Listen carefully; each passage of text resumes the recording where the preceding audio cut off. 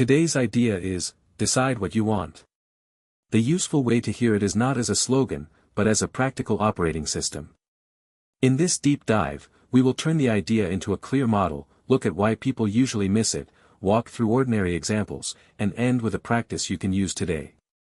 The goal is not motivational noise. The goal is a usable idea that changes what you do after you hear it. The core idea is simple: decide what you want means choosing the response you can control instead of waiting for the world to become easier. It does not mean pretending problems are fake. It means moving your attention from blame, delay, and vague hope toward the next honest action. That shift sounds small, but it changes the entire problem. The moment you ask what can I do differently, the situation stops being only something happening to you and becomes something you can work with. Here is the deeper mechanism. Every result has inputs: what happened, what you believed about it, what you said, what you avoided, and what you did next. When you only study the event, you feel stuck. When you study your response, you find levers. Those levers are where growth lives.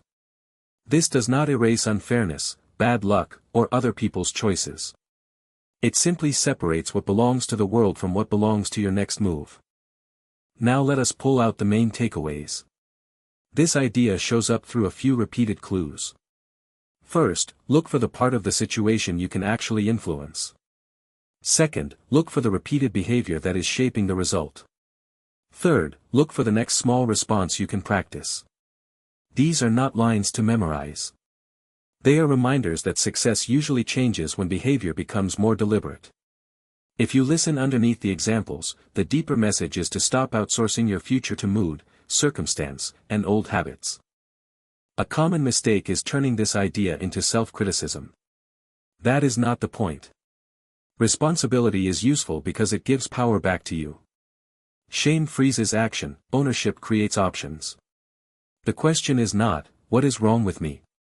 The better question is, what response would improve the outcome? That difference matters. Self-attack burns energy on identity. Ownership spends energy on design. Think about a work example. A project is late. The event might include a messy timeline, unclear requirements, or a teammate who did not deliver. But your response might include not clarifying the deadline, not asking for help early, or not creating a visible checklist. The useful question is not who can I blame.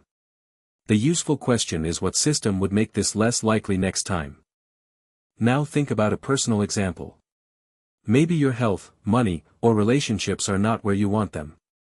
It is tempting to wait for the perfect week, the perfect partner, the perfect amount of time, or the perfect motivation. A deeper application of this idea is to choose one controllable response, prepare one better meal, automate one savings transfer, send one honest message, or protect one focused hour. This is why the idea pairs well with a future-focused worldview.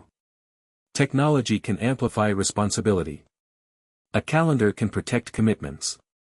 A shared document can make cooperation visible. Clean energy, better planning tools, online education, and creative automation all become more powerful when people use them with intention instead of distraction. But tools cannot choose values for us. A positive future is not built by technology alone.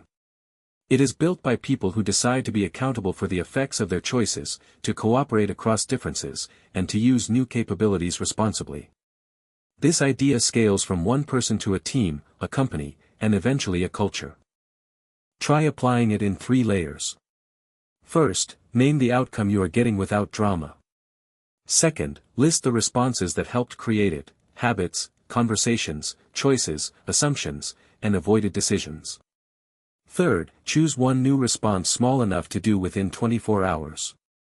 Small is important because small actions teach your nervous system that change is real.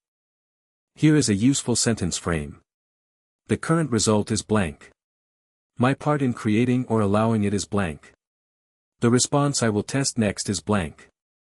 Use neutral language. You are not writing a confession. You are writing a control panel. The more specific the response, the easier it is to learn from it. A second practice is the feedback loop. Act, observe, adjust. If your first response does not work, that is data, not defeat. Maybe the ask was too vague. Maybe the habit was too ambitious. Maybe the environment kept pulling you backward. Improve the design and try again. Success becomes less mysterious when you treat your life like something you can learn from. For today, run this experiment. Pick one frustrating result. Write one sentence that starts with, "My current response has been." Then write one sentence that starts with, "My next response will be." Keep it concrete. Make the next response visible, measurable, and near enough that you can begin now. Then give yourself 48 hours and review what changed. The value of decide what you want is that it turns success from a wish into a feedback loop. You act, you observe, you adjust, and you keep going. That is how a life changes without waiting for perfect conditions. It is also how a better world gets built, people choosing better responses, then using their tools, teams, and technology to make those responses easier for everyone.